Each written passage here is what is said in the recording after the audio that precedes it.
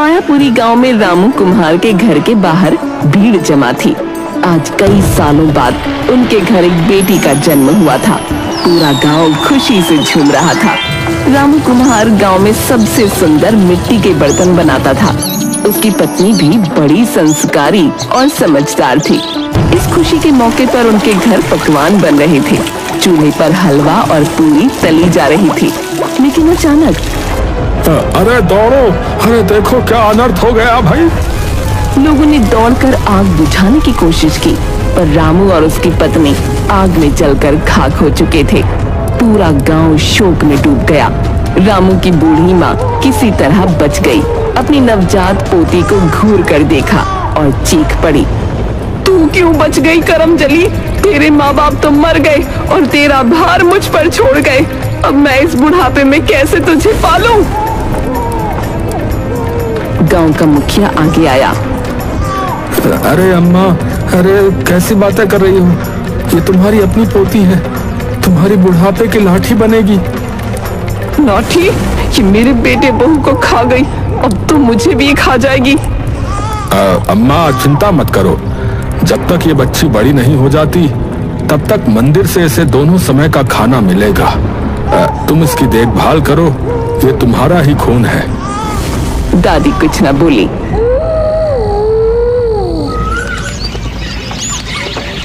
रामू की बेटी धीरे धीरे बड़ी होने लगी। गांव वालों ने उसका नाम मुन्नी रखा। जब वो 3 साल की हुई तो रोज सुबह मंदिर जाने लगी। वहाँ वो अपने छोटे छोटे हाथों से मंदिर की सफाई करती, भगवान कार्तिकेय की मूर्ति को फूलों से सजाती और उनसे बातें करती। एक दिन वो मूर्ति के सामने बैठी और मासूमियत से बोली, भगवान, अम्मा और बाबू को तुमने अपने पास क्यों बुला लिया? दादी भी मुझसे प्यार नहीं करती, तुम तो मुझसे प्यार करते हो ना? लेकिन भगवान की मूर्ति से कोई जवाब न आया। मंदिर के पुजारी उसकी श्रद्धा देखकर प्रसन्न होते और उसे भोजन के लिए पत्तल में प्रसाद रख देते।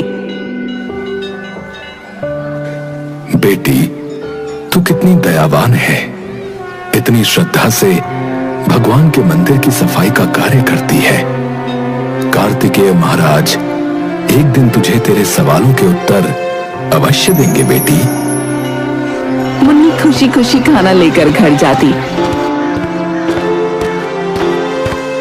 लेकिन घर पहुंचते ही दादी उसमें से आधा खाना खुद खा जाती। तेरे भाग्य में तो भूखी लिखी है, इतना अच्छा खाना क्यों अकेले खाएगी? मुन्नी कुछ ना बोलती, बस चुपचाप बैठकर जो बचता वो खा लेती। जब मुन्नी सिर्फ 5 साल की थी, दादी ने उसे घूरते हुए कहा, तेरा बाप इतनी सुंदर बर्तन बनाता था कि दूर दूर से लोग उसके घड़े खरीदने आते थे। चल तू भी बर्तन बनाना सीख, अब तू बड़ी हो गई है, मेहनत करेगी तभी तो हम दोनों का पेट भरेगा। कब तक भीख मांगकर जिएंगे? 5 साल की नन्ही सी मुन्नी, जो अभी तक मिट्टी से खेलने की उम्र में थी, अब मिट्टी से बर्तन बनाने की जिम्मेदारी उठाने लगी। वो दिन भर अपनी छोटी छोटी उंगलियों से चाक पर मिट्टी के घड़े और दिए बनाने की कोशिश करती। जहाँ गांव के बच्चे खेलते, वहाँ मुन्नी मिट्टी के बर्तन बनाने में जुटी रहती।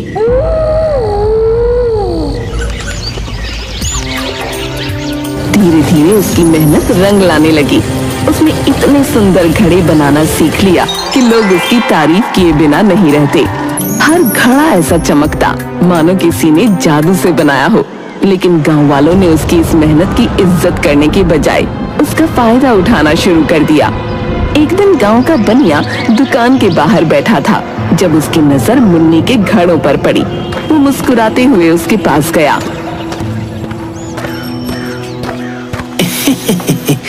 अरे मुन्नी, ये घड़ा तो बड़ा ही सुंदर बनाया है रे तूने।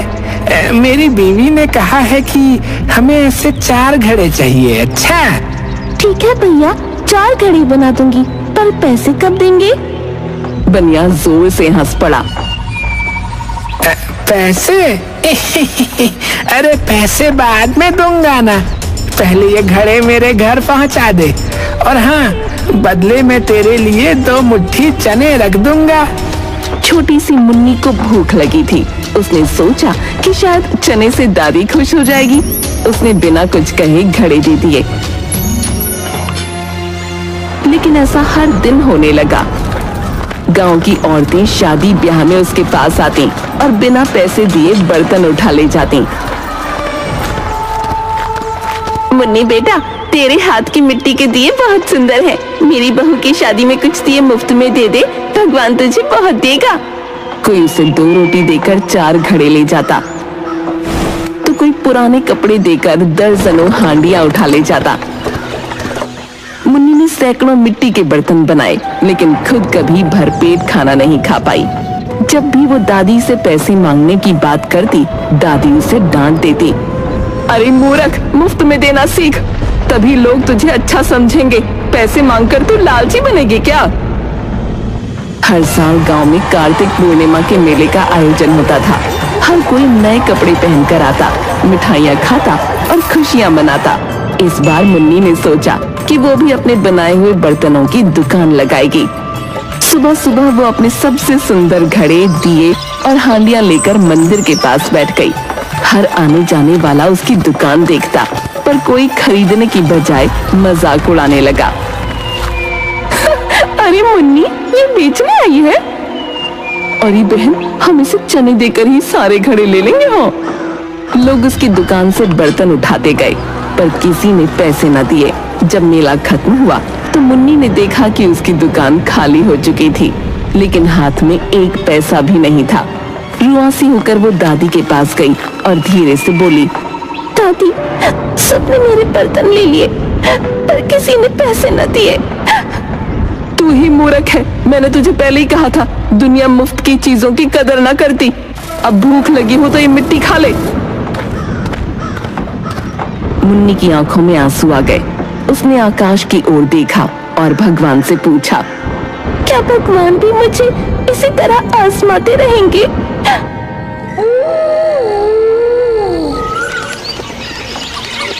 मुन्नी धीरे धीरे बड़ी होने लगी, लेकिन उसने मंदिर जाना कभी न छोड़ा।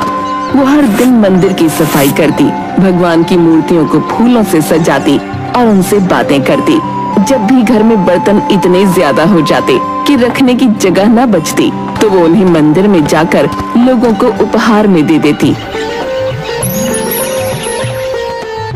एक दिन पुजारी ने उसे रोककर पूछा,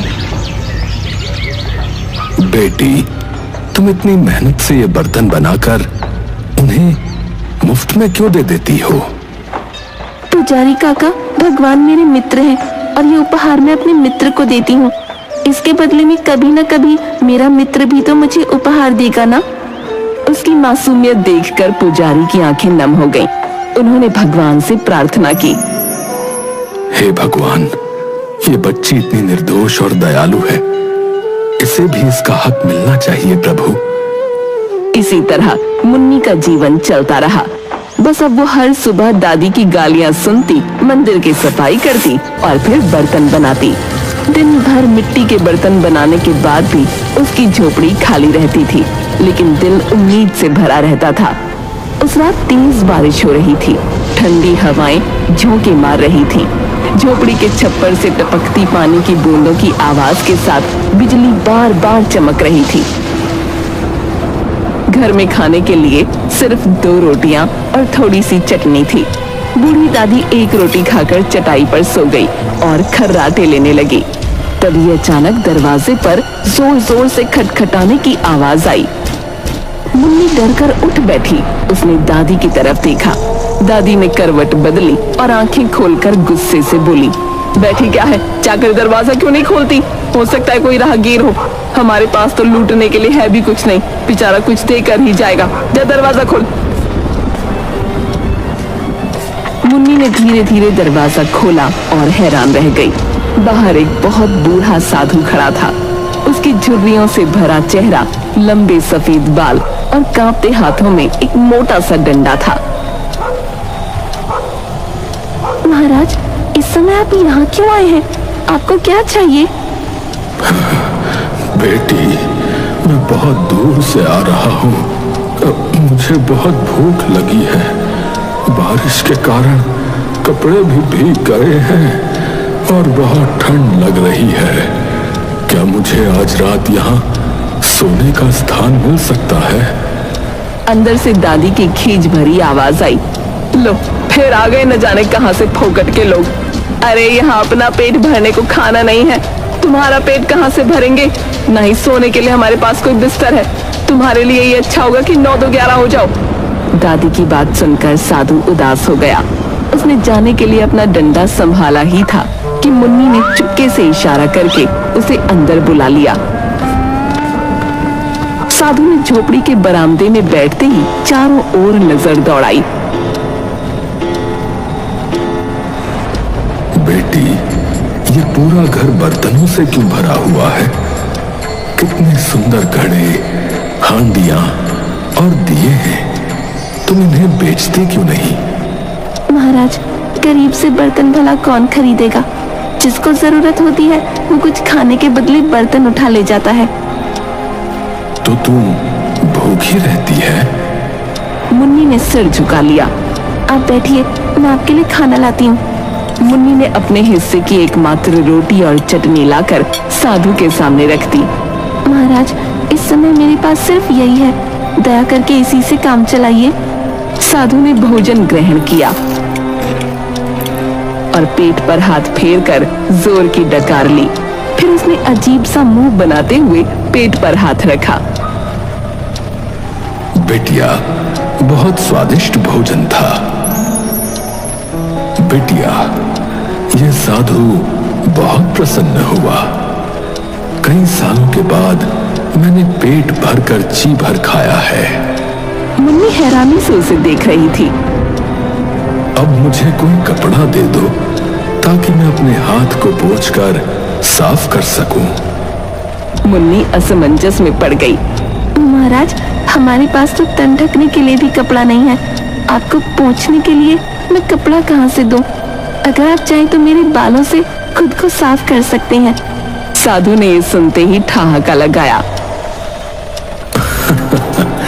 बेटिया, तो सच में बहुत प्यारी और त्याग की मूर्ति है। इसके बाद साधु ने मुन्नी के लंबे बालों से हाथों को पोंछ लिया। बेटिया, आज के बाद तेरा जीवन बदल जाएगा, लेकिन पुराने मंदिर को स्वच्छ करना मत भूलना। फिर साधु ने डंडा चलाते हुए एक के बाद एक मिट्टी के बर्तनों को तोड़ना शुरू किया। पूरा घर बर्तनों के टूटे टुकड़ों से भर गया। साधु चटाई पर लेटकर खर्राटे लेने लगा। अचानक साधु महाराज चटाई से उठे और जोर की अंगड़ाई ली।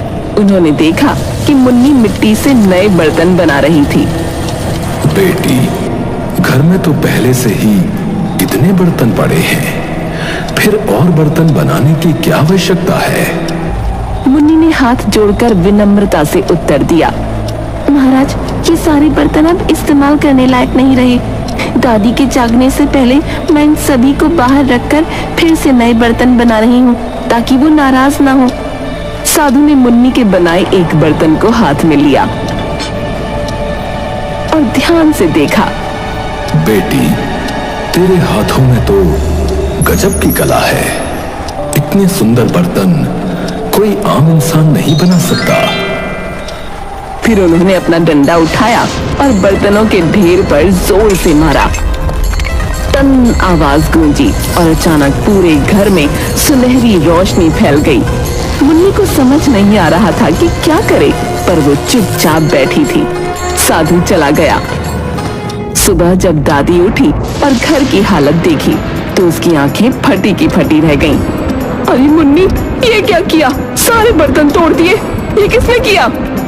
मुन्नी सहम कर चुपचाप खड़ी थी, लेकिन तभी कुछ चमत्कार हुआ। जैसे ही दादी ने एक घड़ा उठाया, वो सोने का बन चुका था। एक एक कर घर के सभी बर्तन मिट्टी की जगह सोने में बदल गए। दादी की हैरानी का ठिकाना न रहा। मुन्नी, जल्दी बता, वो साधु कौन था? क्या उसने कोई जादू किया? दादी, मैंने तो बस उसे अपने हिस्से की रोटी खिलाई थी। शायद भगवान ने मेरे लिए उपहार भेजा था। अब मुन्नी की किस्मत बदल चुकी थी। वो अब सिर्फ गरीब लड़की नहीं थी, बल्कि भगवान की सबसे प्यारी भक्त बन चुकी थी। सुबह होते ही दादी ने सोने का कुछ हिस्सा बचाया और बाकी खजाने को झोपड़ी के तहखाने में छुपा दिया। धीरे धीरे मुन्नी की झोपड़ी एक भव्य हवेली में बदल गई। अब उसके पास खूबसूरत कपड़े, अच्छा भोजन और आरामदायक जीवन था। लेकिन उसने अपनी सादगी और ईमानदारी न छोड़ी। वो अब भी रोज मंदिर की सफाई करती और सुंदर बर्तन बनाती। फर्क बस इतना था कि अब उसके बनाए हुए बर्तन खरीदने लोग दूर दूर से आने लगे थे। अब मुन्नी जवान हो चुकी थी। उसके सुनहरे बालों की वजह से पूरा गांव उसके बारे में चर्चा करने लगा। हर कोई उससे शादी करना चाहता था, लेकिन मुन्नी ने एक शर्त रख दी। मैं सिर्फ उसी से विवाह करूंगी जो मुझे ये बताए कि मेरे बाल सोने के कैसे हो गए। गांव के कई अमीर युवक आए, लेकिन कोई भी इसका उत्तर न दे सका। मंदिर की सफाई करने के बाद मुन्नी को अचानक नींद आ गई। वो भगवान कार्तिकेय की मूर्ति के सामने ही सो गई। सपने में भगवान कार्तिकेय प्रकट हुए और बोले, मुन्नी, तूने सदैव अपनी मित्रता निभाई है। 3 साल की उम्र से तू मेरे मंदिर की सफाई करती आ रही है। 5 साल की उम्र से अपने बनाए बर्तन मेरे भक्तों को दान देती है। तेरे घर जाकर मैंने तुझे उपहार दिया। तेरे हर बर्तन में सोना भर दिया और तेरे बालों को सोने का बना दिया। ये तेरा पुरस्कार है। मुन्नी ने भगवान के चरणों में सिर झुका दिया। मुन्नी की आंख खुली तो वो हैरान रह गई। उसने तुरंत भगवान कार्तिकेय की मूर्ति के चरण पकड़ लिए। उसकी आंखों से आंसू बहने लगे और वो गदगद स्वर में बोल उठी, प्रभु, आप सच में आए थे। मैं आपको पहचान न सकी, न आपको बढ़िया भजन सुना सकी, न ही आपके लिए कोई आरामदायक आसन बिछा सकी। तभी आकाशवाणी हुई। पूरा मंदिर प्रकाश से भर गया। भगवान कार्तिकेय की मधुर वाणी गूंज उठी, मुन्नी, तूने सच्चे हृदय से मेरी सेवा की है। अपने हिस्से का भोजन मुझे अर्पित किया। अपने परिश्रम से बनाए बर्तन मेरे भक्तों के लिए समर्पित किए। मैं तुझसे अति प्रसन्न हूं। मैं तुझे आशीर्वाद देता हूं। आज से तू इस नगर की महारानी बनेगी और अब जीवन में तुझे कभी कोई कष्ट नहीं होगा। लेकिन उसके मन में एक सवाल उठ खड़ा हुआ। तो क्या प्रभु, अब आप मुझसे मित्रता खत्म कर देंगे? एक बार फिर आकाश से भगवान की वाणी गूंजी, पगली लड़की, भक्त और भगवान की मित्रता कभी समाप्त नहीं होती। मैं हर वर्ष कार्तिक पूर्णिमा के दिन तुझसे भेंट करने आऊंगा। अब जा, सुख के दिन तेरी प्रतीक्षा कर रहे हैं। और सुन, तेरा वर तुझे लेने आया है। मुन्नी तेजी से मंदिर से बाहर आई। बाहर निकलते ही उसने देखा कि राजा हाथ जोड़े खड़े थे। मुन्नी, मैंने सब कुछ सुन लिया है। अब मैं तुम्हारे सुनहरे बालों का रहस्य भी जान चुका हूं। तो क्या तुम मुझसे विवाह के लिए तैयार हो? मुन्नी ने राजा की आंखों में देखा। वहां सच्चा प्रेम और सम्मान झलक रहा था। लेकिन वो जानती थी कि उसे अपनी भक्ति और अपनी कला को कभी नहीं छोड़ना चाहिए। महाराज, अगर आप मुझे अपने हाथों से बर्तन बनाने से कभी नहीं रोकेंगे और हर साल कार्तिक पूर्णिमा को इस मंदिर में आकर वो बर्तन भक्तों में बांटने देंगे, तो मुझे आपकी हर शर्त मंजूर है। राजा ने बिना एक पल की देरी किए सिर झुका दिया और मुस्कुराकर बोले, रानी मुन्नी, मैं तुम्हारी हर शर्त सहर्ष स्वीकार करता हूं। तुम्हारी भक्ति और सच्चाई के आगे मैं सिर झुकाता हूं। इसके बाद राजमहल में धूमधाम से मुन्नी और राजा का विवाह हुआ। जो कुम्हार की अनाथ बेटी थी, उसने गरीबी और तिरस्कार झेला। वो अपनी सच्चाई, मेहनत और भक्ति के कारण एक शहर की रानी बन गई। लेकिन उसने कभी अपनी पहचान और भगवान से अपनी मित्रता को नहीं छोड़ा। हर साल कार्तिक पूर्णिमा के दिन वो अपने हाथों से बनाए मिट्टी के बर्तन मंदिर में दान करने आती और भगवान कार्तिकेय के भक्तों में बांटती। और तब मंदिर में एक दिव्य आभा प्रकट होती। ये भगवान की मौजूदगी का संकेत है।